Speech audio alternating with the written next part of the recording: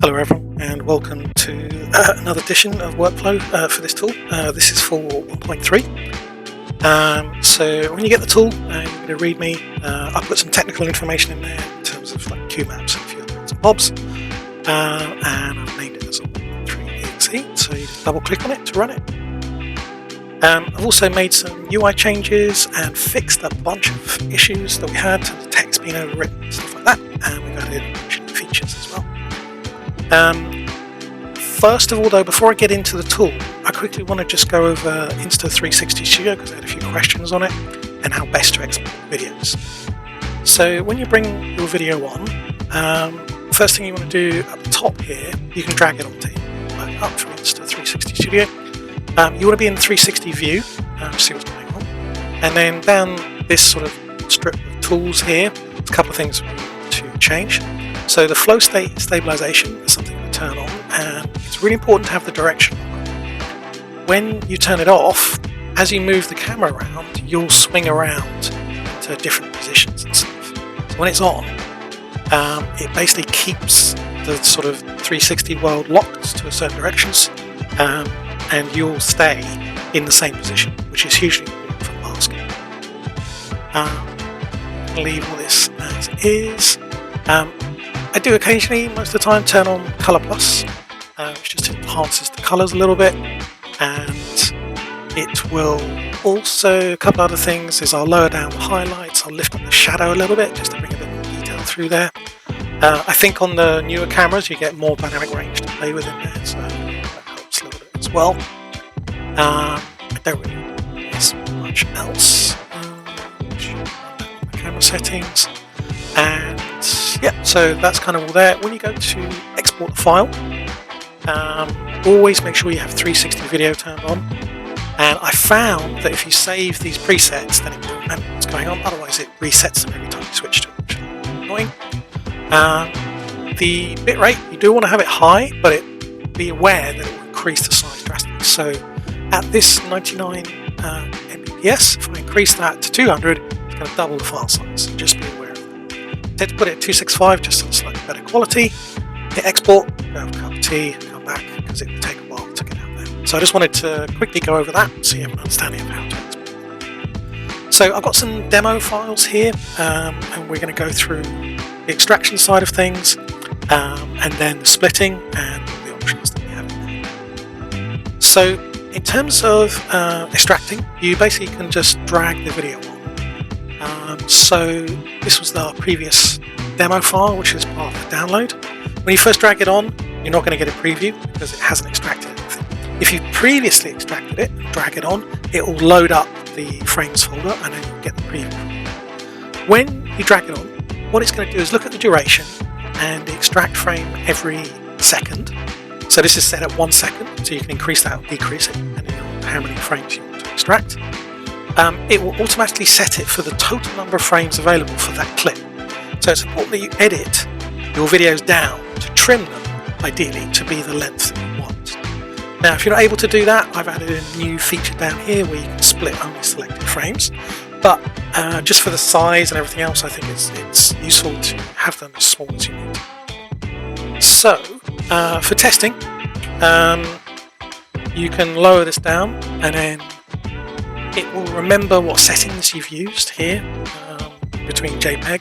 There was a bug with the JPEG quality, which I fixed now. FFmpeg was kind of reading it in reverse, so it turned out 1 was high and 1 was very low. So now it's, as you'd expect, sort of Photoshop save JPEG quality. I wouldn't advise using JPEGs. It does make a difference to the file sizes.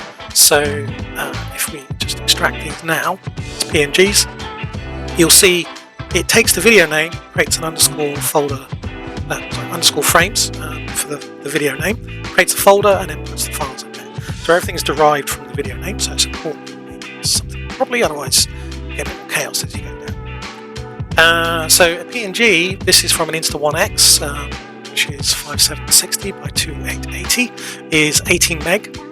If we set it to JPEG at 100%, these frames, it's going to delete everything out of that folder because we have this on by default in terms of clearing out the frame.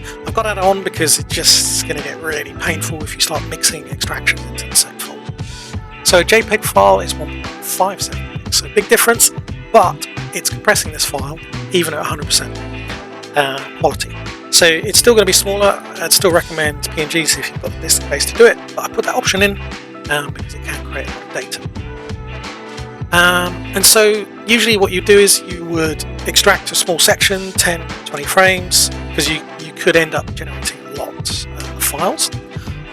What's really useful in here, as you change this number, you'll see the number of tiles down here will change as well in terms of the current split settings that you're using.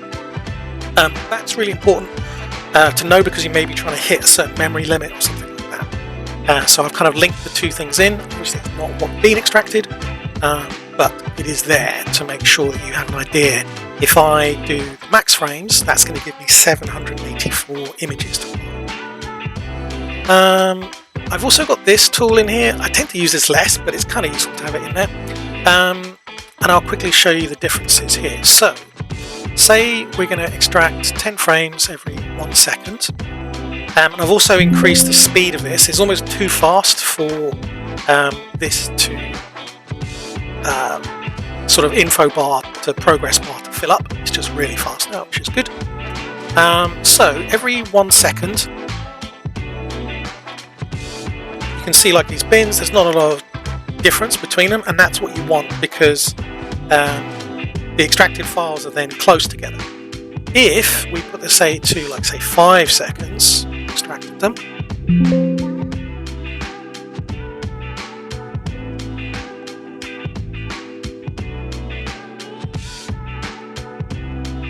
and this is because it's reading through a longer piece of video, so it's taking longer.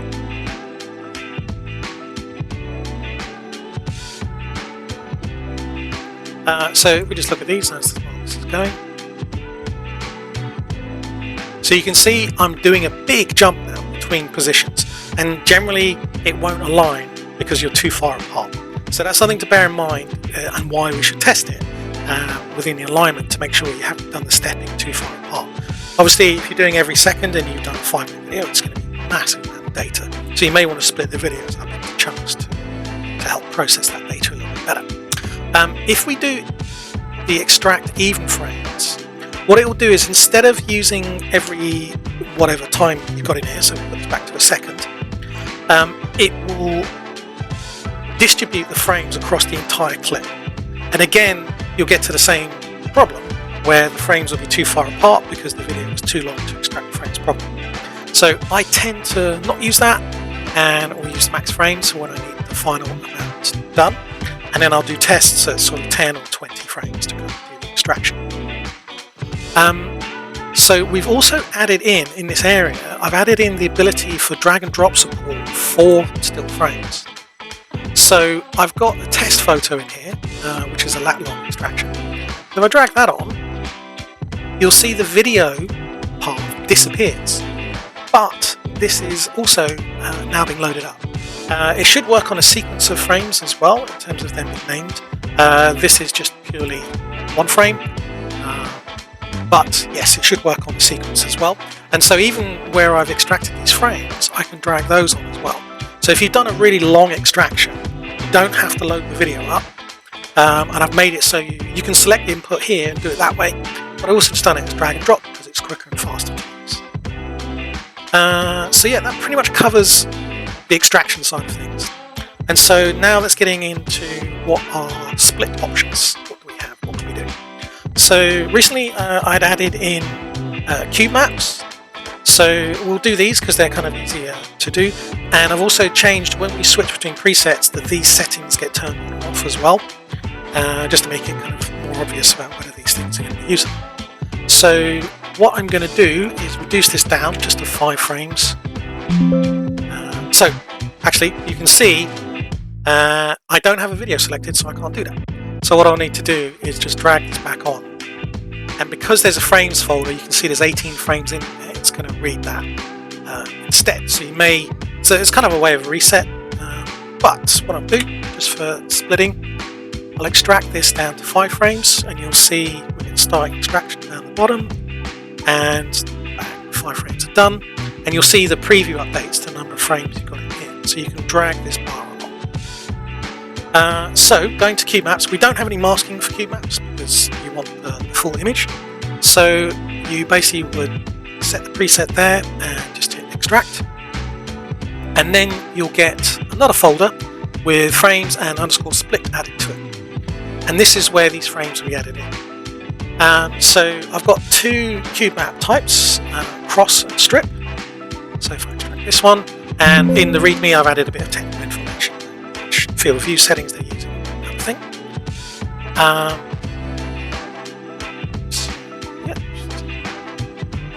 Frames, and if you need the individual cube map frames, I've also added the option in there for that. So if I run this, larger icons, you'll get the cross frame, and then you'll get each individual frame there as well. And you can see, because I'm using this 1x, each tile, each cube map face is fairly low resolution because there's no overlap in here as well.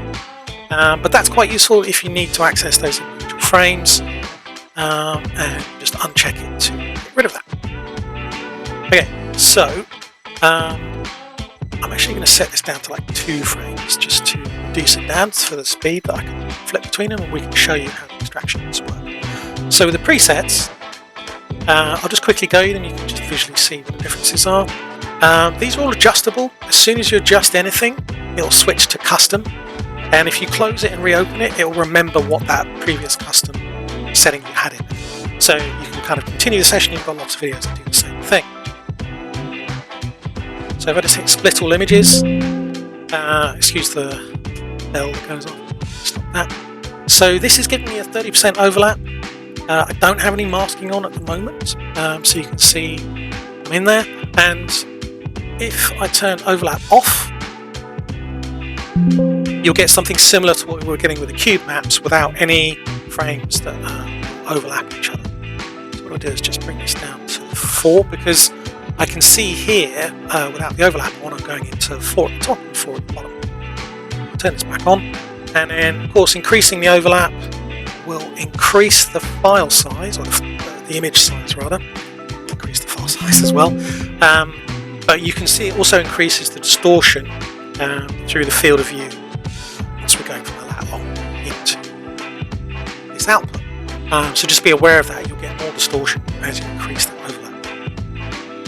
Okay, so if we went to wide angle, extract that. Also, I put like the number of tiles you kind of get per image, and you can also see tiles per image and the total number of tiles, 2 frames. It's just so we'll do split all images, and this gives us a slightly wider view. Dependent on the type of scan you've done, you may want to change these settings. And so like this one will give us tons of images. This will be on something very high res, where you want to split out and have less distortion. So going through, similar by detail, you can see the number of splits that we've got in there. If I'm adjusting any of these, you can kind of see how the splitting changes. I tend to find that if I turn the overlap off, you'll see that the previews there is off as well, and then you can kind of change that. If you're not seeing all of them, it might just be a redraw issue, and you just want to resize the window a little bit to get a better indication.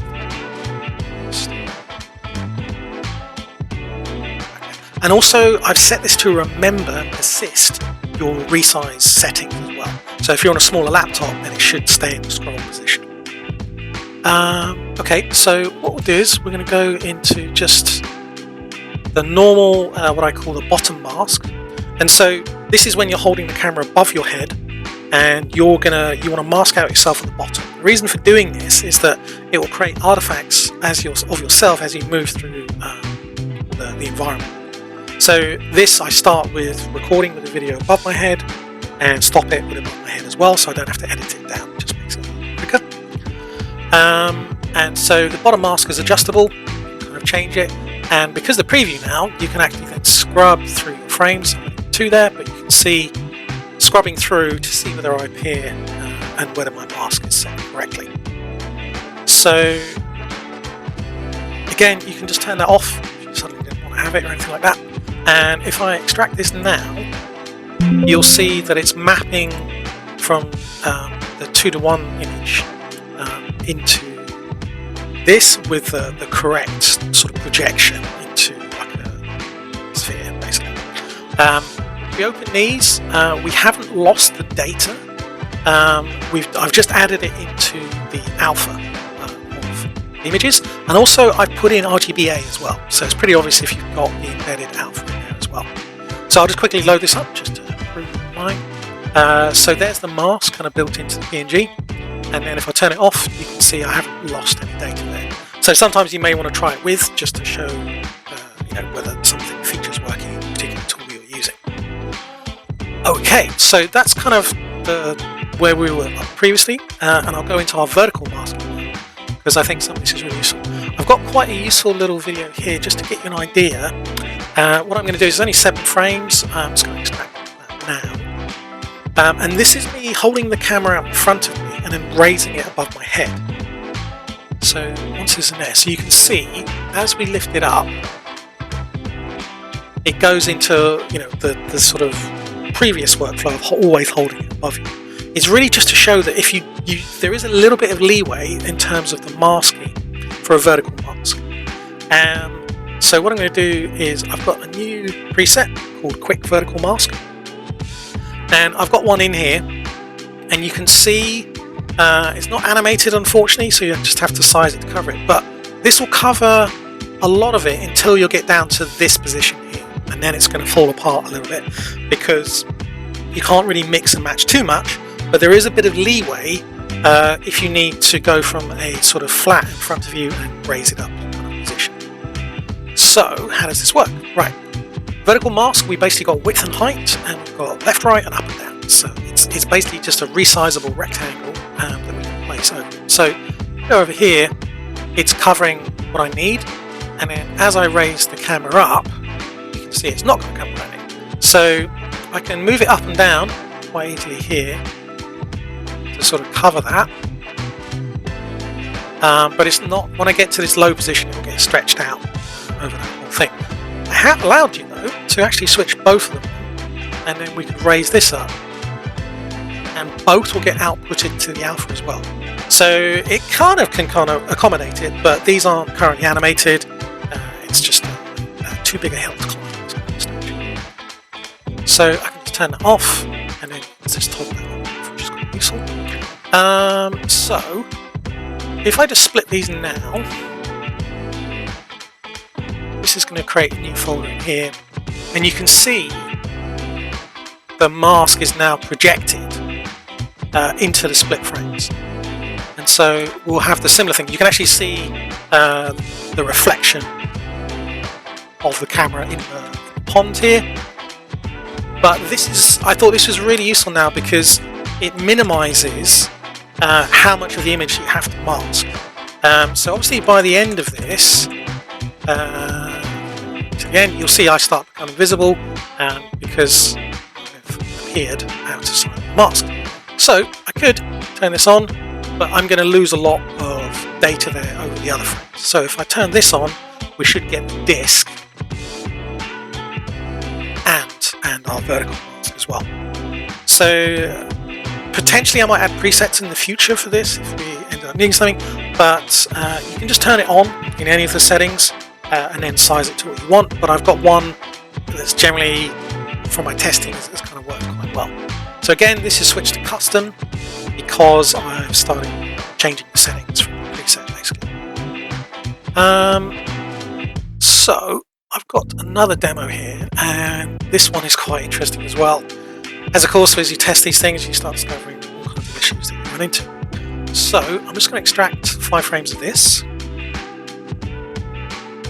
and again, it's creating a subfolder for the rest of it. So what I'm going to do is just turn off my bottom mask. And this I hadn't expected, but I think I was holding the camera with the lenses facing up and down as opposed to left and right. And of course this then splits you, mirroring like each edge because it's obviously wraparound. And I was like, oh god, how's that going to work?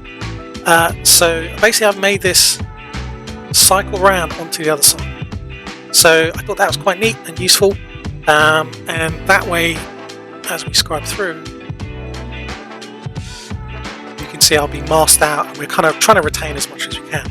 I've tested this, and this shadow doesn't get baked in, so that's kind of quite useful as well. It's in terms of the textures, because it's just looking at other frames that don't have that there. Yeah, so split this one. Again, we'll get edge case, and you can see that masking is in there as well.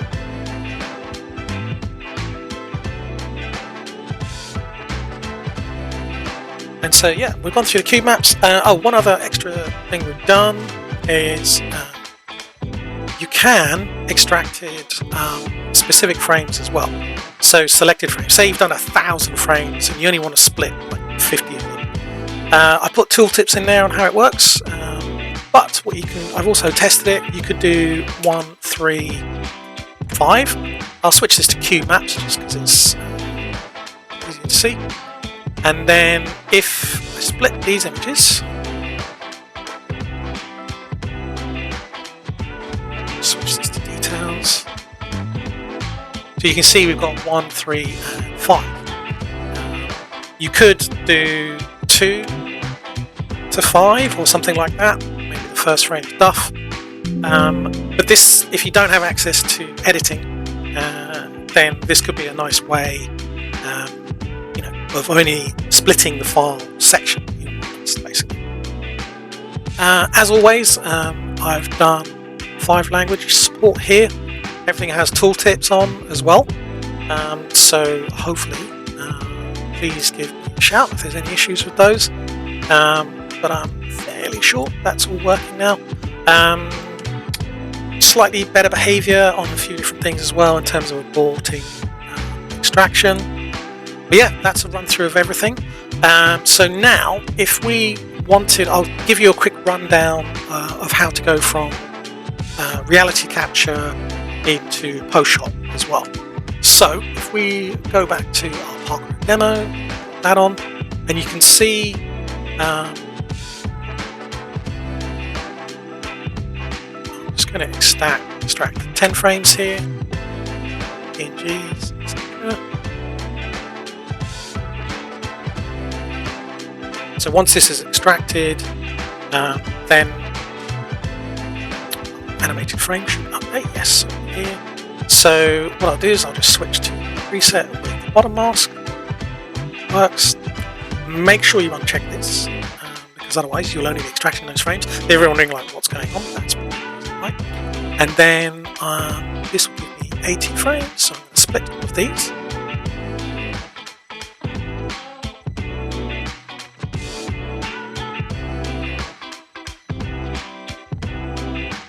And so yeah, you can see that masking is going to work there.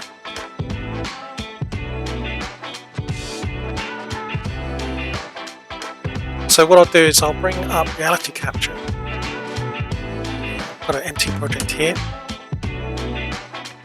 See how fast I can split them. I've also done, like, you can open the outputs very quickly as well. If you like closed your windows or something like that, you prefer to work that way. So I can just click on this, Control A, select the frames, drop them to reality capture. On the alignment tab, basically just hit align images. Potentially, if there's demand for it, I could look into essentially automatically doing the alignment and saving project files and then going into Postshot. But yeah, let us know in the comments of the video if that's something you're really keen to see. That's going to be a big job. It'll take a while to get working properly, and probably be a lot more complicated. So this has aligned and it has done all the frames. Something I like to do in reality capture rather than in Postshot is just set the alignment of this. So under Tools, under the Alignment tab, I usually just clear region because of this automatic box that gets set. You can use the numeric keypad. So this is the top-down view. And actually that's the job. And we can set the ground plane in here.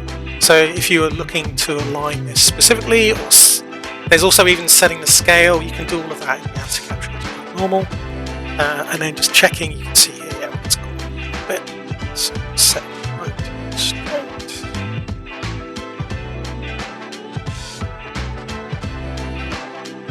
That's very quickly. And then top-down view, kind of set where your center you want to be as well.